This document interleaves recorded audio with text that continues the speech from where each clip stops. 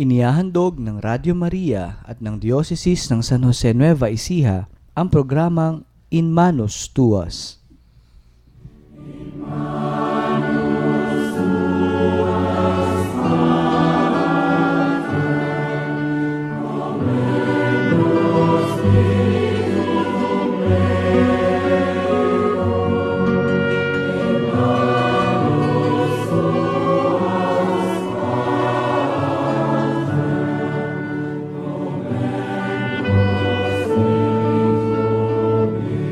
Maligayang pakikinig po sa inyong lahat. Ito po si Kuya Jomar Luciano at kayo po ay nakikinig sa programang In Manos Tuas mula sa Diocese ng San Jose Nueva Ecija.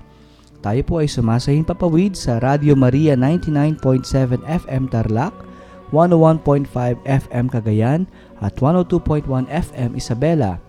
Tayo rin po ay napapanood via live streaming sa www.dioceseofsanjose.org at sa Twitter account ng ating diocese at San Jose NE at sa Facebook account ng ating programa ng Diocese ng San Jose at facebook.com. Si Bishop Bobet po, Malyari ng Diocese of San Jose. Ngayon po, nais po naming ipakilala sa inyo ang ating panauhin muli. Nagbabalik na makakasama natin sa halos isang oras po ng pagninilay at kwentuhan tungkol sa ating buhay espiritual at iba pang mga bagay na ating pag-uusapan, pagninilayan ngayon. Siguro maganda, pakilala na po ang ating panauhin. Si Brother Rodel Paglinawan po, ang inyong Bulakenyong seminarista. Yeah, welcome Brother Rodel. Welcome ulit. Salamat Welcome po. muli, Ayan. Rodel. At alam ko po, Bishop, na ngayon ay medyo high pa tayo sa karanasan natin sa pagbisita ng ating mahal na Santo Papa. At tamang-tama po muli itong ating pagninilayan sa halos isang oras na pagkikwentuhan natin. Base na rin siguro sa karanasan natin sa ating mahal na Santo Papa. Kaya bago po tayo tuluyang dumako sa ating kwentuhan at talakayan, ay humingi po muna tayo ng pagkapala at pagbabasbas sa ating Panginoon at tayo po ay pangungunahan ng ating mahal na obispo sa pananalangin. Sa ngalan ng Ama, ng Anak at ng Espiritu Santo. Amen. Panginoong Jesucristo,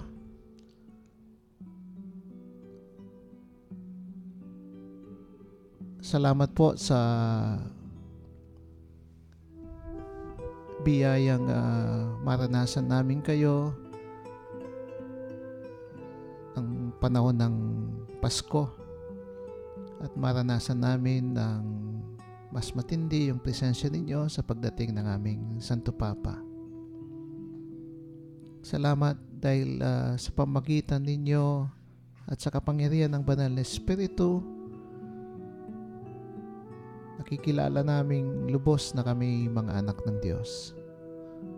Salamat po sa biyayang maranasan na kami mga anak na palaging pwedeng magbukas ng aming saloobin sa Ama nating lahat na pinakilala mo sa amin.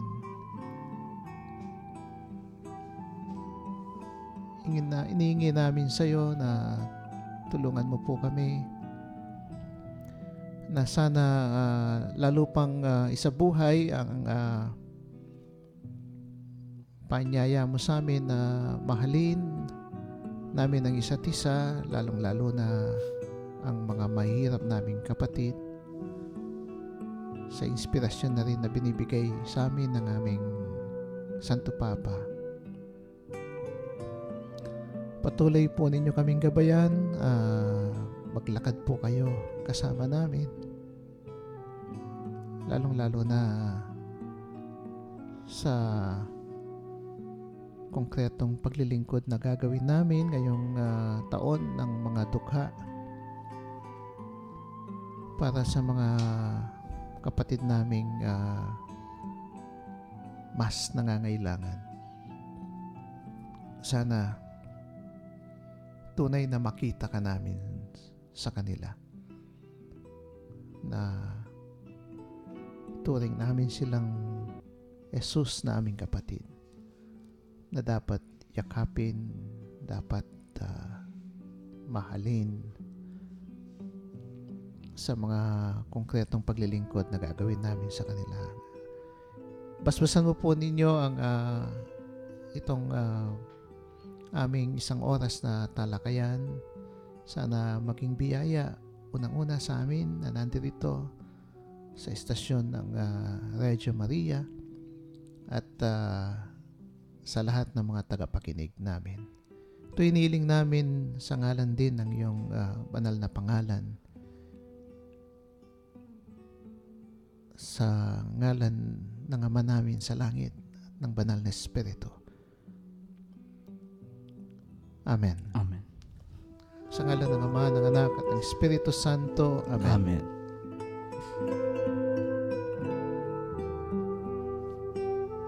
Muli po, ito po ang programang In Manus Tuas at maraming salamat po sa mga tagapakinig natin na lagi po sumusubaybay dito sa ating programang ito at kasama po natin na nagninilay at nag-aaral tungkol sa maraming mga bagay at usapin tungkol sa ating pananampalataya. At katulad nga ng sinabi ng ating mahal na obispo sa kanyang panalangin kanina na tayo po ay nasa taon ng mga dukha at pagninilayan pa rin natin, pagkapatuloy pa rin natin pagninilayan ang liham pastoral na ibinigay po sa atin ng ating mahal na obispo noong Christ the King.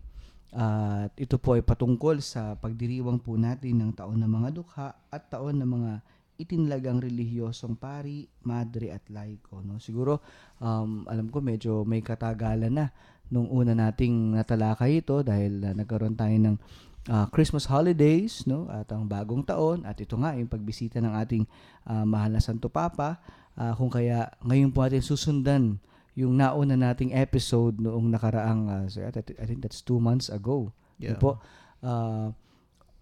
tungkol dito sa ating liham pastoral. Kaya siguro magandang baliktarawan po natin, Bishop, yung pong ating para saan po ba itong ating liham na ito at sino pinapatungkulan nito at ano ang idinudulot po nito sa ating diocese, hindi lamang sa ating diocese, no, kundi mensahe ito para sa lahat ng mga mananampalataya. Siguro bago natin gawin yon, yung gusto ko lang sabihin na yung mismong pagbisita ng ating Santo Papa ay lalo pang nagbibigay sa atin ng inspirasyon para sa ganon ay sa buhay nating mabuti itong taon ng mga dukha. Kasi nga, kung naalala ninyo, nung bago siya pumili ng pangalan para sa kanya, bagong elect lang siyang Santo Papa, kinalabit daw siya ng isang cardinal na taga-Brazil din, no, na kaibigan niya. Sabi daw sa kanya, wag mong kalimutan yung mga mahihirap.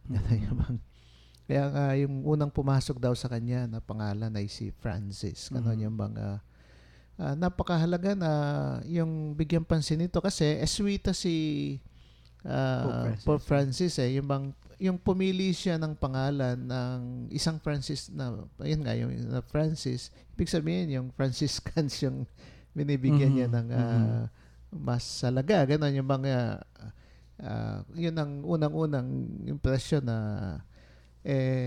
yun nga, pero ginawa niya yung bang pinili niya Francis, hindi Ignatius, gano'n yung bang yung so napakahalaga na yun nga, yung kahit na sa pagpili pa lang ng pangalan, talagang makikita mo na yung ang ating Santo Papa, yung pagkiling niya talaga sa mga mahirap nandoon, gano'n yung bang tapos yung kung napansin niyo yung palaging pinopromote ng kanyang pagbisita, yung mercy and compassion.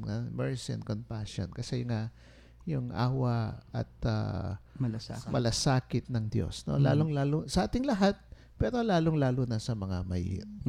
Actually, Bishop, isa sa mga trivia na nabasa ko with regards to the Pope's choosing of his name, na parang noong unang panahon pa daw, wala daw talagang nangangahas na pangalanan ng kanilang sarili na Francis because of the yung gravity ng name. Tsaka yung radicality, no? Yes, at yung radical how kasi si Francis. San Francisco de Assis, Oo. at sinabi niya na para ang hirap sundan Oo. nung gagawin Oo. kapag ikaw Francis, because if you're Francis, syempre mag-expect ang mga tao that you exude at least the charisma of Saint Francis of Assisi. Parang yung mga nakaraang Santo Papa daw nahihirapan sila na kaya parang iniiwasan nila yung pangalang Francis. But this Pope radically dared to choose the name Francis. At talaga naman nakikita natin simula nung at the beginning of his papacy na radical talaga siya. Even us na we are surprised, always surprised na sa mga ginagawa niya, na unexpectedly bigla na lang hihinto, tapos lalapitan ng mga mahihirap to the horror of his guards. Pero hindi niya iniisip yun. Actually, isa sa mga nabasa ko pa nga na he chose not to be inside an enclosed Pope mobile kasi he feels that there's a wall between him and the people. Paano ko hahawakan ng mga tao kung nakakulong ako dito? So he chose to, sabi pa nga niya, matanda na ako. Kung ano man ang mangyari sa akin, handa na ako dyan, sabi pa niya. And I think that shows his radicality rin. Tsaka yung alam mo yung santo talagang sinasabi na who live closest, yung bang to the life of Jesus, yung bang ay si Francis daw talaga, yung bang he really imitated, no? Talagang radical, yung he embrace poverty, leaving everything behind, yung treasure and wealth ng father niya. Yung bang yung mga dreams ng mga nobles, no, na young nobles, iniwanan lahat yun. Then really pinili niya yung buhay hindi lang mahirap kundi beggar, no? Yung ng extreme poverty po talaga. And at that time siguro historically that's unthinkable sa mga aristocrats, no? If you're born into nobility, parang ang hirap hindi mo man ma-imagine yung ganong klaseng pamumuhay, but he chose to live it. At ganoon din si Pope Francis, no? Hindi natin naisip na kayang gawin ng isang Santo Papa yung mga bagay na ganito, but he really did it. He did it. At nakakagulat at nakaka-inspire at the same time. Siguro gusto ko ding bigyan natin ng pansin na alam mo yung mga obispo natin sa Pilipinas, nung malaman namin na magbibisita yung Santo Papa ng 2015 dito sa Pilipinas, yung unang-unang reaction namin, pwede kaya na postpone niya yung visit niya at gawin na lang 2016, kasi nga 2016 may International Eucharistic Congress dito sa Pilipinas, gagawin sa Cebu, no? It's a very important event. Tapos it will be doubly significant kung may presence nandun yung Santo Papa sana. So we wrote a letter to the Holy Father requesting him ganyan. Pero hindi siya pumayag. Kasi nga yung pagdating niya dito sa Pilipinas, yung talagang dahilan niya is to show solidarity with our poor people, especially yung mga affected ng Yolanda, the super typhoon Yolanda. Actually, napakagandang mensahe rin po ng Bishop. He really wanted to go now. Hindi na ipopostpone. Parang mas significant pa rin sa kanya yung malasakit niya sa kapwa kaysa doon sa pag-attend. Hindi naman sinabi natin na hindi mahalaga yung International Eucharistic Congress. We've been waiting for that. Pero mas mahalaga para sa puso ng Santo Papa natin yung makita talaga, yung maipakita niya yung malasakit niya, solidarity nga, pagiging isa niya with us. At yun nga, dahil doon, pagpapatuloy po natin, napaka-timing pa rin po talaga nitong ating pastoral letter na babasahin po ngayon, at pagpapatuloy na babasahin. At siguro maganda, Brother Rodel, no, na you read. Actually, natapos po natin, Bishop, yung first 2 parts of the letter. Ngayon, doon na po tayo sa nilalaman talaga na mensahe nito. Siguro yung just a summary lang. Yung unang bahagi nitong pastoral letter,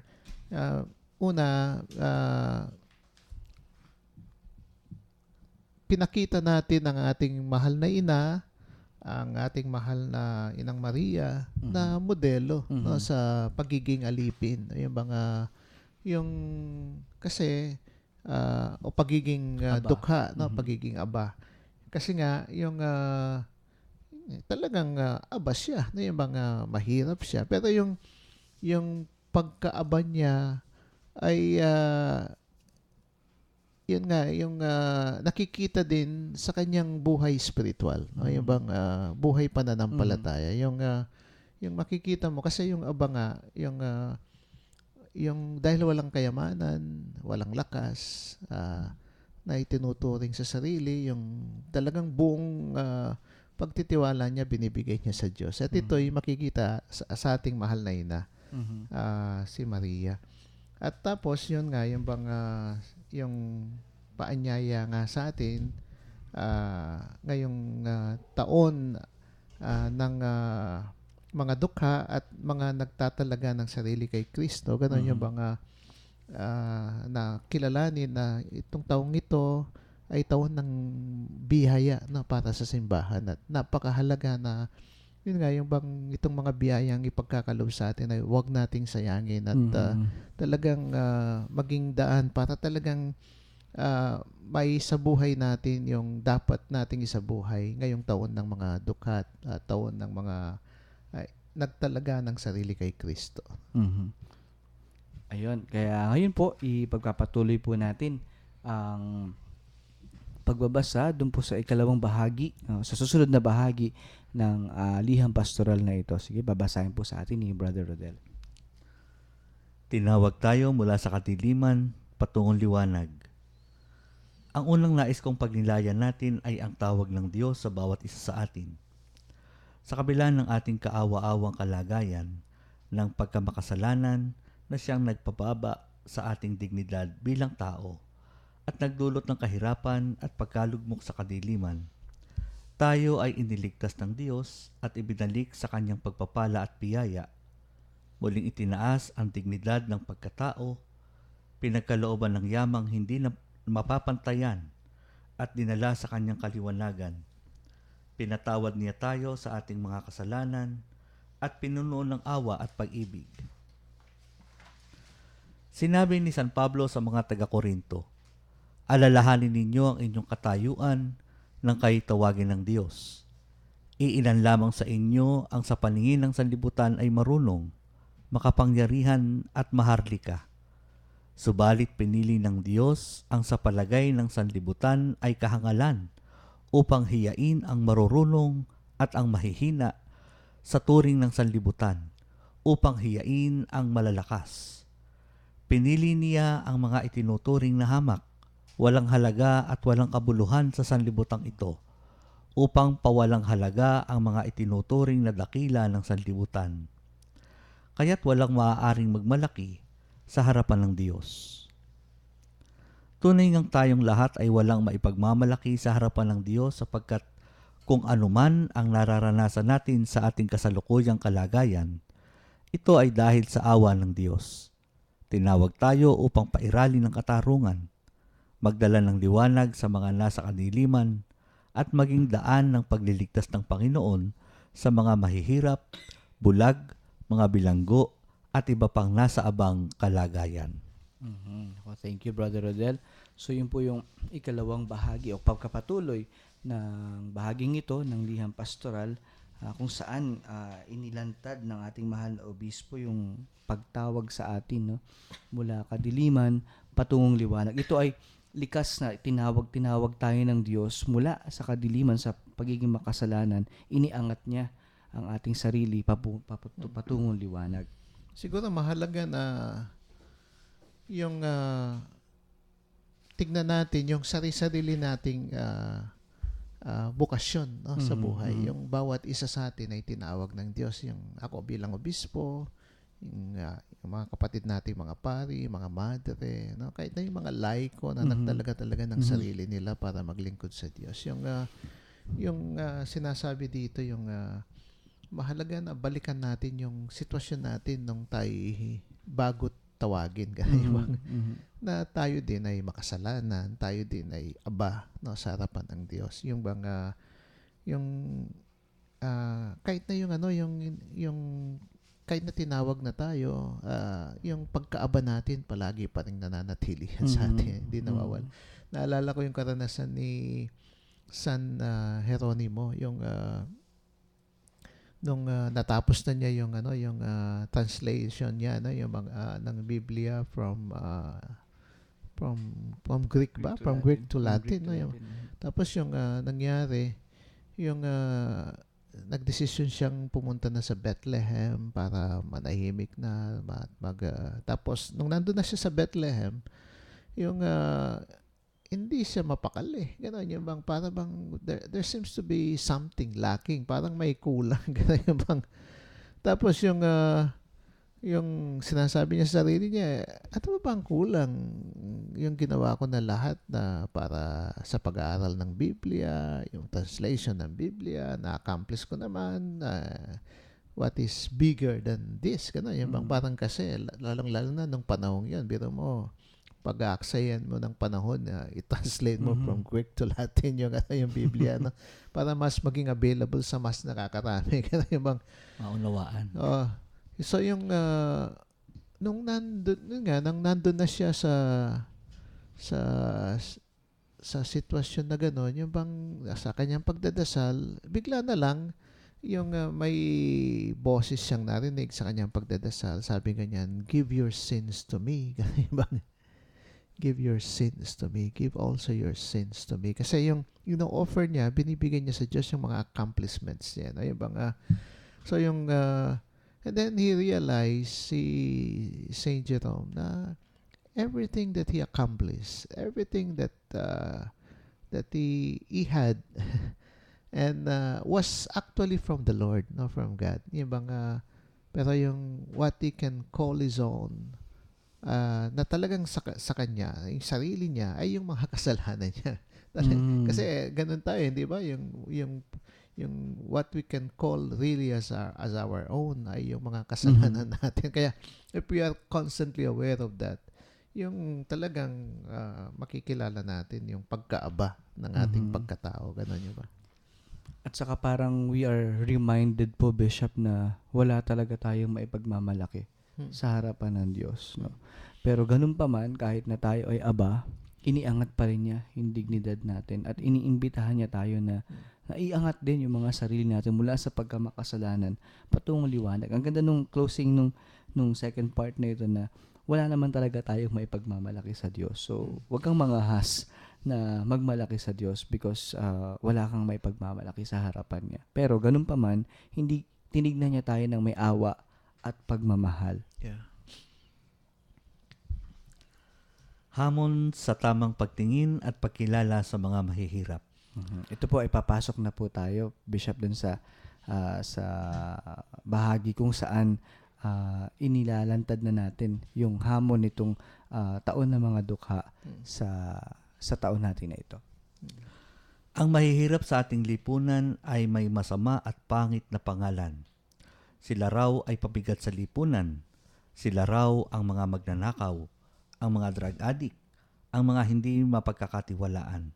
Sila raw ang mga walang pinag-aralan. Sila ang mga nagpapalimos at palaboy sa lansangan. At sila ang kinatatakutan, pati na ng kapwa nila mahihirap. Ang turo ni Jesus tungkol sa mga tunay na mapapalad na matatagpuan sa Ebanghelyo ni San Mateo ay isang mabuting balitang patungkol sa mga mahihirap. Ipinapakita dito kung paanong tinitingnan ni Jesus ang mga aba at ang mga api. Ito ang magandang larawan ng mga mahihirap sa mga mata ni Jesus. Ito ay ang magandang hinaharap ng mga mahihirap na gustong sumunod kay Jesus. Ito ang kanilang kalagayan sa kaharian ng Diyos. Okay. Ito pong bahaging ito, Bishop, binibigyan na po natin ng panimula, no, yung pinaka-essence at puso ng pastoral letter, no, kung saan ini-introduce na natin ano ba yung tamang pagkilala sa mga mahihirap. Siguro magandang yung sinasabi natin sa unang bahagi nitong yung tamang pagkilala sa mga dukha. Although yung totoo naman ito, yung bang kasi totoo naman na yun nga yung madaming mga mahirap na magnanakaw, yun ba? yung madaming talagang drug addict na mahirap. Ganun yung bang sila. Yun ang kasing escape nila, no? Yung bang parang yung totoo lahat ito ay hindi naman natin na yung bang pinawawalang ano ba yan, yung dinideny, no? Yung bang ang mga ito, totoo yan. Pero yun nga, mahalaga din na makita natin yung sa likod ng mga nakikita natin ito, ano ba yung katotohanan talaga, no, sa mga kapatid natin mga dukha. At ano yung nakikita ni Jesus na hindi natin nakikita, na dapat dahil tayo mananampalataya, dapat magkaroon tayo ng mata ni Jesus na makita yung mga bagay na nakikita ni Jesus sa ating mga kapatid na mahihirap. Actually, Bishop, yung narinig kong kwento ito sa mga police reports, no, na yung mga addict, especially mga bata, no, parang tama yung sinabi ni Bishop, it's their escape eh. Halimbawa, nagugutom ako eh. So magra-rugby na lang ako kasi hindi ko na nararamdaman yung gutom. So parang there is a deeper reason na dapat alamin natin, kasi dito tayo papasok sa mas malalim na dahilan na ito. We do not condemn them immediately do sa ginagawa nila, kasi alam natin na merong dahilan. Halimbawa, nagnanakaw yung isang ama kasi may sakit yung anak wala silang source ng pera, at ito kailangan ko to. So parang meron talagang dahilan, and that is how Jesus looks at it. Yung ano yung mata ni Jesus, ano yung nakikita ni Jesus na hindi natin nakikita. Kunwari, yung isang ito karanasan ko din. Kuminsan, pag tinulungan mo isang mahirap, isang batang mahirap, pag nakikita niya na he can count on you, paulit-ulit naman siyang lalapit sa iyo. Kuminsan tayo na nakukulitan dito, ganun.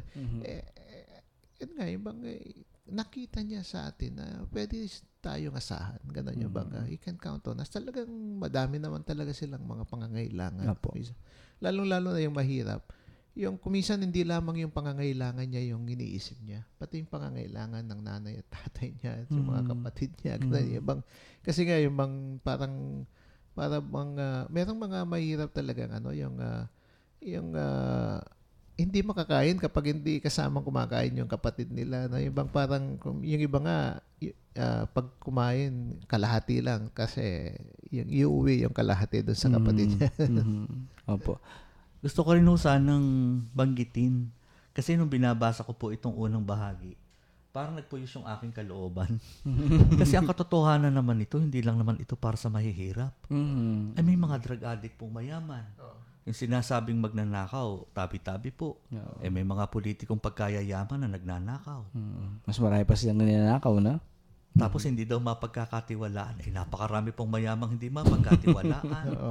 Parang ang nagpuyos lang ho yung kalooban ko na lagi lang nakadirect sa mga mahihirap. Hindi naman ho siguro tamang sila lamang ang tingnan na ganito. Katotohanan po ito ng lahat siguro ng antas sa lipunan.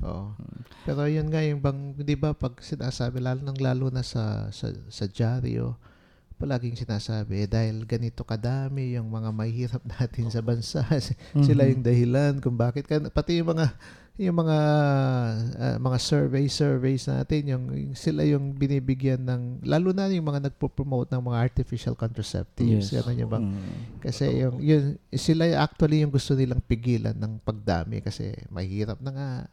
Dami pa. Yung bang ganung klase. Sige po, mas palalimin pa po natin itong ating pagtalakay dito sa bahaging ito ng Liham Pastoral, pero sa ilang sandali po ay magbabalik po ang ating programa matapos po ang ilang paalala mula sa ating himpilan ng Radio Maria, Bringing Christ into Your Home.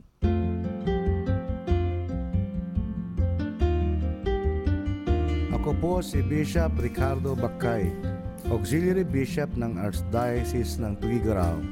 Ako po ay lubos na nagpapasalamat sa pagdating ng Radio Maria sa Cagayan o sa Archdiocese of Tuguegarao. Ito po ay napakagandang radio station na nakatutulong sa mga nakikinig. Sana ay patuloy po kayong makinig sa Radio Maria. Maraming salamat po. Bendisyon na kamo para na Diyos, Ama, Anak, and Espiritu Santo. Amen.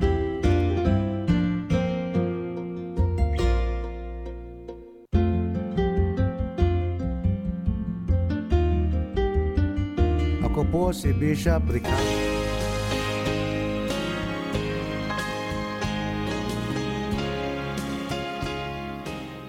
Mga kaparokya, ito po si Among Ambo David, Bishop Pablo S. David, ang Auxiliary Bishop ng Archdiocese ng San Fernando, Pampanga. Nais ko po kayong anyayahan, palaging makinig sa Radyo Maria at sana po ay subaybayan ninyo hindi lang po ang Men of Light kundi lahat po ng ating mga programa sa Radyo Maria dahil natitiyak ko po na lahat ng ito ay magiging malaking tulong para sa inyong kalusugang pangkaluluwa at pang-spiritual. Nagpapasalamat po ako muli sa lahat ng ating mga kaibigan sa Radyo Maria sa kanilang pagsuporta sa Men of Light at sa inyo pong lahat, aming mga parokya at mga taga-subaybay.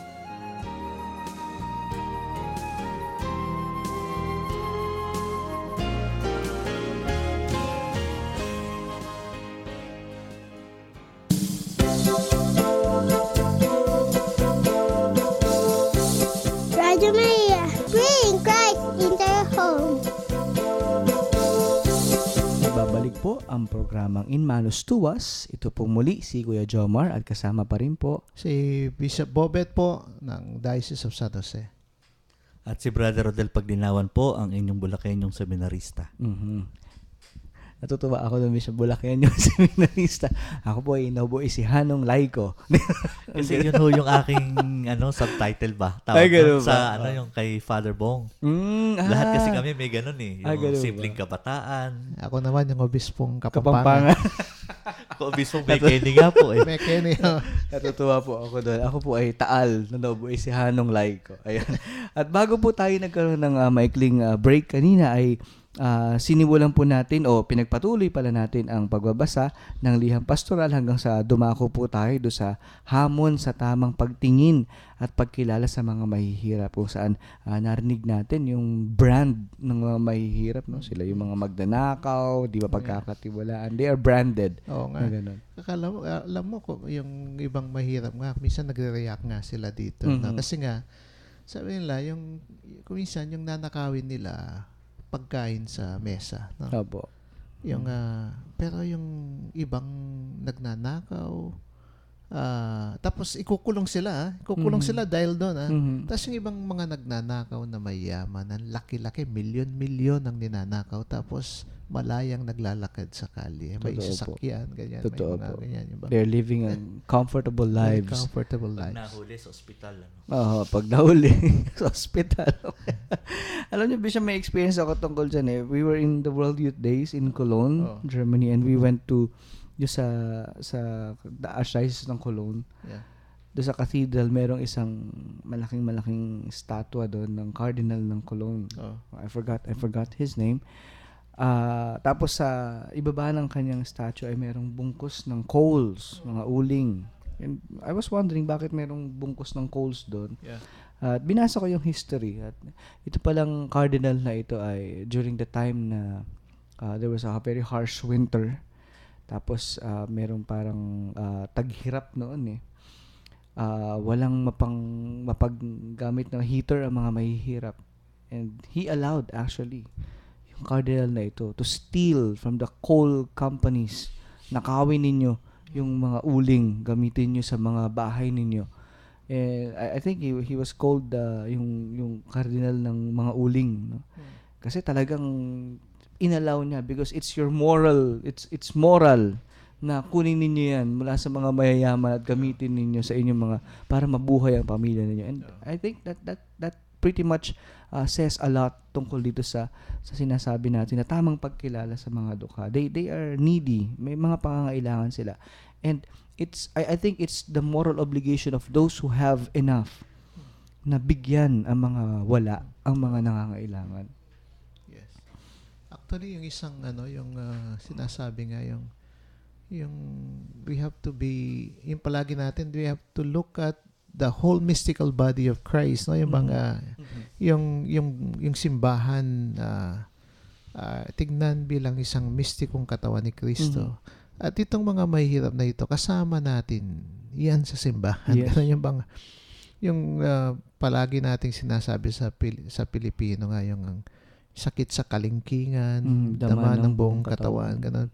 Pero yung tayo sa bansang Pilipinas, nakita natin, hindi lamang kalingkingan yung mga mahirap Yes. natin dito sa Pilipinas. Malaking bahagi ng katawan ni Kristo dito sa Pilipinas ay mahirap talaga. Kaya nga, napakahalaga na yung mga kapatid nating nakakaangat, mahihirap, ay talagang bigyang pansin talaga itong mga kapatid nating mahirap. Kasi, yun nga, yung ang gusto natin ay ma-save natin, mailigtas natin yung buong katawan ni Kristo. Ganun. Actually, I was inspired, Bishop, by one of our benefactors, si Dr. Villago. He passed away several years back. Isa sa mga, when we were making the documentary of the Diocese of San Jose, yung 25th Silver Jubilee ng Diocese, and we interviewed him, at one of the questions was, bakit napaka-generous mo sa simbahan, sa mga mahihirap? Even before he was not into politics pa, he was already generous. At I was struck by his answer, yung remark niya tungkol doon. Sinabi niya na, biniyayaan ako ng Diyos ng sobra-sobra. Sabi niya, natatakot na ako sa gabi kasi ang alam ko, hindi na sa akin ito. Yung ibinibigay niya sa akin na biyaya, hindi na sa akin ito. Kaya, at ang alam ko, dahil hindi na sa akin, I have to give it away. At yun yung kanyang pagbibigay sa mga mahihirap sa simbahan. Parang ito yung sagot niya doon sa fear niya na ang dami-dami ng binibigay ng Diyos sa akin, hindi na sa akin ito. At yun yung naging filosofiya niya, even sa mga anak niya. Sinabi niya na, kapag binigyan ka ng Diyos ng sobra sa kailangan mo, hindi sa'yo yan. Ibigay mo yan sa iba kasi hindi yan sa'yo. So parang, it's also a call for us, no? Hindi lang po sa mga mayayaman talaga. Kasi katulad sinabi ni Bishop na 80% of the mystical body of Christ sa Pilipinas ay mga mahihirap, hindi naman talaga mayayaman. So, it's a call for all of us na kung ano yung meron tayo, matuto tayo magbahagi. Siguro yung isang yung lalong-lalo na ngayong panahon ng panahon ng Pasko, very generous tayong lahat na yung siguro ngayong taon ng mga dukha, gawin natin talagang parang Pasko sa buong taon. Yung usually pag yung lalong-lalo na pag panahon ng Pasko, yung tinitignan ko yung cabinets ko Tinitignan ko lalong-lalo na yung mga damit na hindi ko naman nasusuot. Ganon yung mga bago man ito o hindi, yung talagang gusto kong maalis dun sa cabinet ko kasi yung napakahalaga na makita at maintindihan. Hindi sa atin yun kasi hindi nga natin nasusuot And daming mga kapatid natin dyan na talagang nahihirapan na yung isang jacket ko nga, yung bagong-bago pa, pero yung jacket natin sana. Actually, hindi ko naisusuot kasi yung sa regional NCYM po. Binigay ko dun sa natin, yung mga alaga nating isa dun kasi nakikita ko, giniginaw siya. Si Kuya Dan. Actually, totoo po yun, Bishop. I think, si Father Ronnie, our former Diocesan Youth Director, who's already in Canlubang, habit po niya yan, yung sinabi po ninyo. Now, before the year ends, he checks his cabinet. At kapag may makakita siya mga bagay na hindi naman niya ginagamit o hindi na para sa kanya, iniisip niya na hindi ito para sa akin na. So, I have to, yun yung mga bagay, Brother Rodel, na mga maliliit na bagay na pwede nating magawa. Narinig ko yan, palagay ko, sa mga Salesian. Kasi si Father Jerry, ganyan din yung nabanggit niya ng isang misa niya. Yes. Before the year end daw, talagang sila ay nagtitingin. Naalala ko tuloy yung isang pari sa amin, nung ako'y nag-aaral pa lang, may pinapupuntahan sa amin na isang parokya na talaga mahirap, mission parish Tapos ang dami niyang mga chapel, doon kami nagsisimbang gabi. Nagpe-preside doon sa mga prayer services, po. Minsan dinalo kami ng paring ito, kaibigan siya ng kura paroko doon na recently passed away. Sabi niya sa amin, kinausap niya kaming mga seminarista na naglilingkod doon sa mission parish na yon. sabi niya ho sa amin, maganda tingnan ninyo ang inyong mga cabinet nga daw ho. Lalo nung panahon na yun ay may bagyong kararaan lamang. Oo. Siya din ho sa sarili daw niya ay napahiya. Dahil may 5 siyang towel sa loob ng kanyang cabinet. Ang gagamitin lang naman niya ay isa. Yung 4 daw pinamigay niya. Late niya na-realize, pag nilaban yung isa, wala siyang gagamitin. Hindi maibig sabihin na napapabayaan mo yung sarili mo. Opo. Di ba? Naku, kasalanan din yan kasi sinabi ng Diyos na Opo. you take care of yourself din. Pero meron ho siyang isang sinabi kasi bro na nag-stuck sa akin eh. Pag kayo ay may lupa at hindi nyo na kayang bungkalin, kasalanan yun. Hindi na sa'yo yan. Alam mo yung yung naalala ko yung karanasan nung ni Kiara Lubick at saka yung mga kasamahan niya. Yung ang ganda nung karanasan nila. Kunwari, merong silang tinanggap na isang basket na mansanas. Na meron kasi silang listahan ng mga mahirap. Okay, apo. Tapos ang gagawin nila talaga, yung pamimigay nila, yung lahat ng mansanas na tinanggap. Nung pagbalik nila dun sa bahay nila, merong mga boxes of apples na dumating sa kanila. Tapos pabibigay na naman nila. Madami kasi yung mga nasa listahan nila. Yung mga hindi nila nabigyan, bibigay pa rin yung yung mga. Tapos nung dumating sila sa bahay, merong truckload of apples na dumating sa hindi, yung just to say na yung talagang totoo yung yung if you are generous, yun, God cannot be outdone in Yes. generosity. Totoo po yan. The more Actually, you give. the more you receive, no? Magugulat ka na lang na andyan na abot-abot yung biyaya. Kaya I remember, Bishop, during one of your homilies, no, na yung sinabi niyo nga na you cannot outdo God in His generosity. Kung gaano mo ibinabahagi yung biyaya mo, mas higit yung ibabalik sa iyo ng Diyos because you cannot outdo Him in generosity. At isa po sa mga naaalala kong remarks is yung whatever you do in secret, no, nalalantad yan sa mata ng Diyos. Kaya yung mga secretly na ginagawa mo generosity, hindi natatago yan. Gagantihan ka ng Diyos ng higit pa sa inaasahan mo. Kaya siguro maganda na ipagpatuloy po natin, brother, no, kasi ito nga yung pinag-usapan natin tungkol dito na sa pagkilala sa mga dukha. Yung susunod na bahagi ng liham pastoral, ito yung paglalantad na nung tungkol sa sino ba talaga ang mga mapapalad sa mata ng Diyos. Ang tunay na mapapalad ang mga aba na wala ng inaasahan kundi ang Diyos, sapagkat makakasama sila sa kanyang kaharian. Ang Diyos ang kanilang lakas. Sa Kanya nila ipinagkakatiwala ang lahat-lahat. Mapalad sila sapagkat kung ang Diyos ang kakampi nila, sino ang makapapantay sa kanilang lakas? Kung ang Diyos ay kasama nila, sino ang maaaring kumalaban sa kanila? Ang ganda nito, no? Kasi nga yung alam mo yung maraming mga mahirap, yung makita mo yung lubos na pagtitiwala nila sa Panginoon talaga yung at nakikita kasi nila yung yung kung paano gumagabay yung ang Diyos sa kanila kung kailan na may pangangailangan sila talagang yung tatay ko yung kwento niya nung seminarista daw ako. Kasi may maliit siyang bukid no? Yung tas may madami siyang mga bayabas at saka mangga, ganyan yung mga dun sa kanyang bukid. Yung sabi niya yung mga bayabas niya nung nandun ako sa seminaryo, hindi nawawalan ng bunga. Tsaka yung mga mangga niya, ganun yung parang all year round nagbubunga, nagbibigay ng bunga para sa ganun yung may panggastos sa pag-aaral ko, at least tapos yung pagbibisita nila sa akin, ganun yung mga yung merong isang karanasan yung father ko, yung tanim niyang palay nalubog kasi madalas lumubog sa amin eh. Pero yun nga yung mga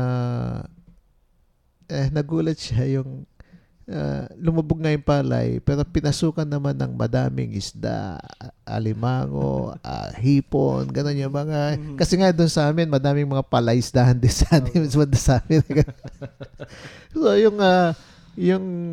yung dapat niyang, yung palay na anihin, yung talagang katumbas o masigit pa yung yung isda na nakuha niya, na harvest niya doon sa kanya. Yung nasirang palay, pinalitan ng seafood. Pinalitan ng seafood. Mas mahal po yun, Bishop, kaysa sa palay ang pero totoo, it's a funny incident, pero makikita po talaga natin how God works, no, sa mga ganung bagay, especially kapag ang inaasahan mo lang talaga ay ang Diyos. Actually, every year, Bishop, na I'm amazed, especially dun sa Feast ng Nazarene, no, recently, no, we just had the Feast of the Black Nazarene. Nakikita mo talaga yung milyong tao na kumakapit sa Nazareno, because this is their only way of asking for help or begging for help from the Lord, no, na nakikita na, kaya nagkakasakitan na isa nga sa mga headlines ng dyaryo na nakita na this is faith beyond all telling. Hindi mo kayang ipaliwanag tong pananampalatayang ito, kasi nakikita nyo na majority of those people are poor. No, mahihirap sila wala. Kaya yung tamang-tama yung sinasabi dito sa unang bahagi nito ng mapapalad na yung palad ng mga aba na wala nang inaasahan ko di ang Diyos. Hindi na sila umaasa sa iba pa. They are just parang naghihintay na lang sila ng awa at habag ng Diyos, na hindi naman ipinagkakait ng Diyos, of course, sa mga taong especially na walang ibang inaasahan kundi siya. Yun po, medyo mabilis po ang ating oras, no? Napakarami na po nating napag-usapan. Pero wag po kayong mag-alala, dahil sa mga susunod na episodes po natin ay ipagpapatuloy pa rin po natin itong paglalahad. Especially nakarating na po tayo sa bahaging ng liham pastoral kung saan inilalahad na ang mga tunay na mapapalad, no, sa paningin ng Diyos. Pero magkakaroon po muna tayo muli ng maikling break. Kaya wag po kayong aalis, patuloy pa rin po kayong makinig dito sa ating programang Imanos Tuwas, at magbabalik po kami matapos ang ilang paalala mula sa ating himpilang Radio Maria, bringing Christ into your home.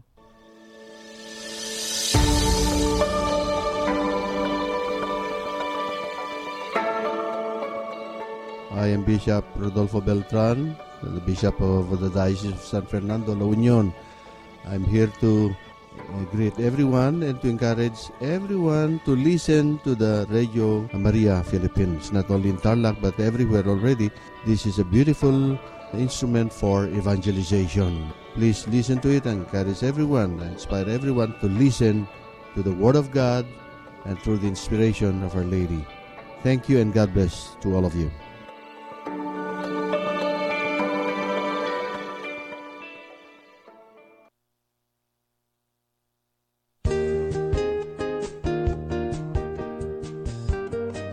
This is Archbishop Fernando Capalia.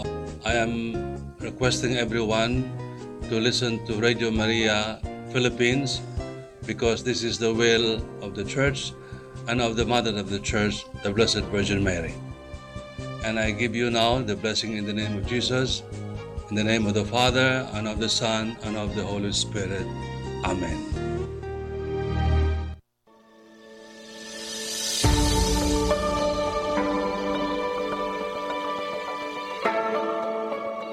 Binabati ko po ang lahat ng mga tagapakinig ng Radio Maria. Ito po si Cardinal Chito Tagle ng Archdiocese ng Manila. Ugaliin po nating makinig sa Radio Maria Philippines upang sa tulong ng mga programang pampanalangin at kristyanong paghuhubog, tayo po ay mas tumibay sa pananampalataya sa Diyos at pakikilahok sa buhay ng simbahan.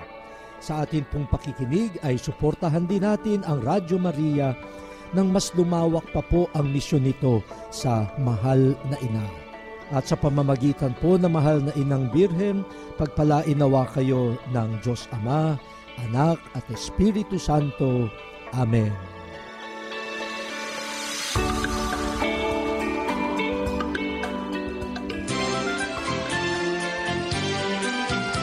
Radio Maria, bringing Christ into your home. Nagbabalik po ang programang In Manus Tuas at kasama niyo pa rin po ako, si Kuya Jomar. Si Bishop Bobet po. Si Brother Rodel po.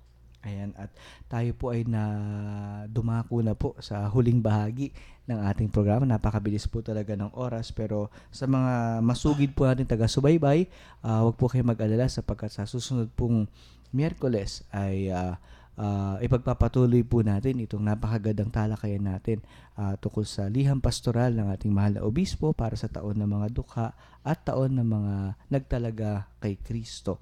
At ngayon po, sa bahagi pong ito ay bibigyan ng maikling paglalagom ng ating mahal na obispo ang ating mga natalakay po sa araw na ito. Yung pamagat po ng ating liham pastoral sa taon ng mga dukha at taon ng mga itinalagang reliyosong pari, madre at laiko ay abang alipin ng Panginoon.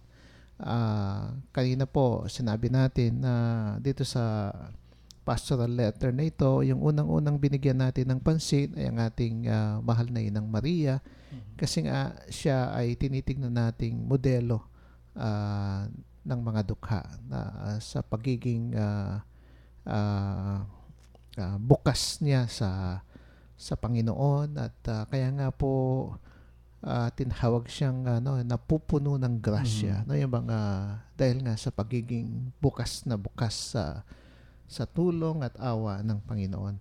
At sinabi din po natin na itong dalawang pagdiriwang na ginagawa natin, yung taon ng mga dukha at taon ng mga nagtalaga ng sarili kay Kristo, ay talagang espesyal na biyaya ito sa simbahan natin. At napakahalaga na bigyan natin ito ng pansin. Ganon yung mga hindi natin nasabi kanina na yung Plenary Council of the Philippines noong 1991, no, yung mga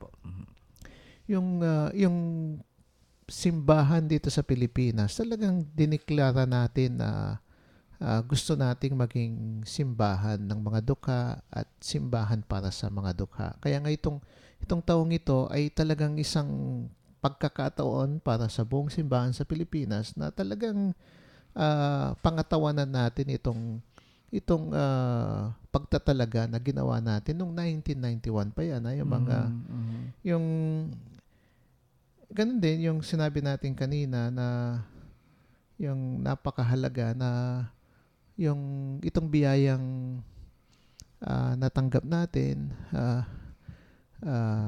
na pagdiwang itong dalawang ito, yung taon ng mga dukha, taon ng mga nagtalaga ng kanilang sarili sa Diyos, ay sana wag nating sayangin para sa lalong ikalalago pa ng ating simbahan. Kanina din yung pinigyan natin ng pansin din yung pagpili ng pangalan ni Pope Francis, no? Yung mga kasi nga ako mismo namamangha yung pagpili niya sa Francis, no, yung mga yung kwento nga sa likod niyan, yung kinalabit siya ng isang kardinal na sinabi daw sa kanya, wag mong kakalimutan yung mga mahihirap. At nung pagkasabi daw nun, kaagad-agad pumasok sa kanya yung Francis. Kasi sa istorya ng simbahan, si Francis yung nag-iwan ng lahat ng kayamanan niya, kayamanan ng tatay niya, at namuhay bilang isang pulubi. No, yung mga, at sabi nga kanina din ni Jomar, yung walang talagang naglalakas loob na piliin yung pangalang Francis. Kasi first time talaga na gamitin yung Francis na pangalan ng Papa. No? Yung mga, dahil nga yun nga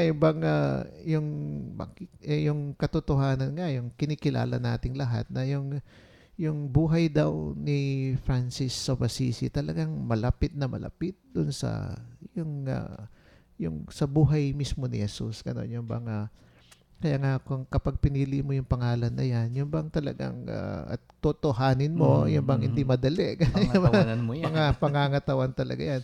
Pero yung gusto ko ding pansin, hindi ko naman na-mention kanina, yung alam nyo, nung bago ako ma-ordinahan, yung nung nag-30-day retreat ako, lakas ng dating sa akin ni Francis. Yung mga Kala ko nga magiging Franciscan ako eh. Mhm.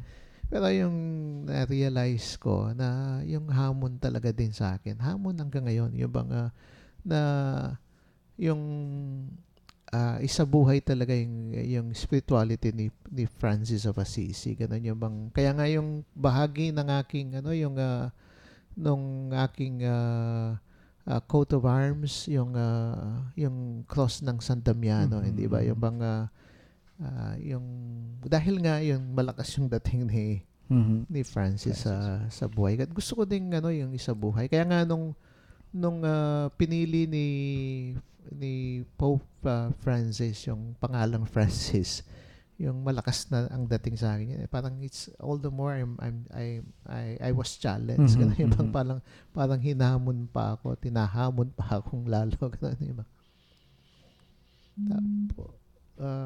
Tapos yun nga, yung bang binasa natin itong itong isang bahagi ng ating pastoral letter, yung mga tinawag mula sa kadiliman patungong liwanag. Ganun yung bang, yung sabi natin, mahalaga na makita natin tayong mga tinawag papunta sa liwanag, yung tayong mga active lay leaders, tayong mga tinawag na maging madre, maging reliyoso, maging pare, maging obispo, gano'n yung mga na napakahalaga na wag mawala sa atin yung pagkilala sa pagiging aba natin. Gano'n yung mga para sa gano'n ay yung palagi tayong bukas sa biyaya na pinagkakaloob ng Panginoon sa mga aba. At ganun din, sabi natin kanina, yung napakahalaga na magkaroon tayo ng tamang pagkilala sa mga dukha. Yung mga, yung pinag-usapan natin kanina, yung very negative, yung pagtingin ng madami, pagdukha na yung pinag-uusapan. At nagtungo tayo doon sa yung larawan ng mga dukha sa mata ni Jesus. Ganun yung mga yung may bahagi dito na binasa natin yung ang tunay na mapapalad. Yung bang sinabi natin yung mga mapapalad yung aba dahil wala silang ibang pinagkakatiwalaan, wala silang yaman na maasahan, ganoon, kaya ang Diyos talaga ang inaasahan nila sa buhay nila. Yung bang Thank you po, Bishop. At kaya nga po sa mga tagapakinig po natin, patuloy niyo pong subaybayan ang programang Manos Tuwas para po sa pagpapatuloy ng ating pagtalakay dito sa Liham Pastoral. Tayo po ay naubusan na po ng oras, kaya wawakasan po natin ang ating programa sa pamamagitan po ng isang panalangin na pangungunahan ng ating mahal na obispo. Sa ngalan ng Ama, ng Anak at ng Espiritu Santo. Amen. Panginoon, salamat po sa biyayang magkatipon-tipon at talakayin itong aming pastoral letter para sa taon ng mga mahihirap, taon ng mga nagtalaga ng kanilang sarili sa iyo. Hiniling po namin na sana mabigyan kami ng biyaya na maging bukas na bukas sa inyong pagmamahal, pagkalinga. Papagalabin po ninyo ang aming mga puso sa inyong pagmamahal. Upang sa ganoon ay maging maalab din yung pagmamahal na ibibigay namin sa mga kapatid naming mahihirap. Sana po, Panginoon, na itong taong ito ay madama ng buong simbahan dito sa Pilipinas kung gaano kaganda at kung gaano kayaman ang simbahan dahil nga sa mga mahihirap na meron kami. Dami po nilang pwedeng ibigay sa amin at sana wag lang namin silang tignan na mga nangangailangan, tumatanggap at binibigyan. sana makita din namin na sila'y regalo, biyaya, at madaming pwedeng ibahagi sa iyong simbahan.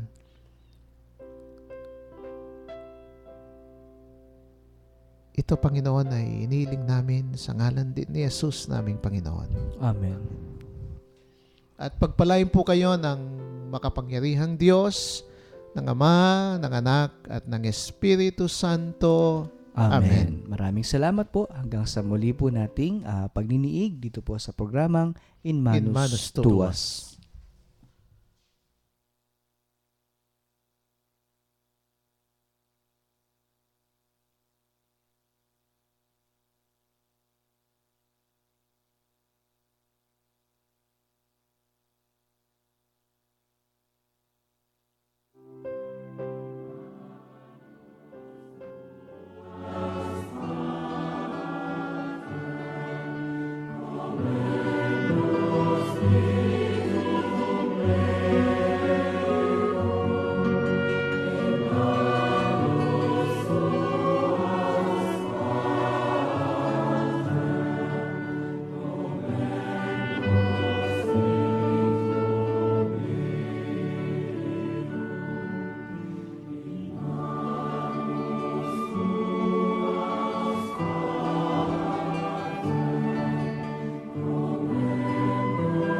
Amen.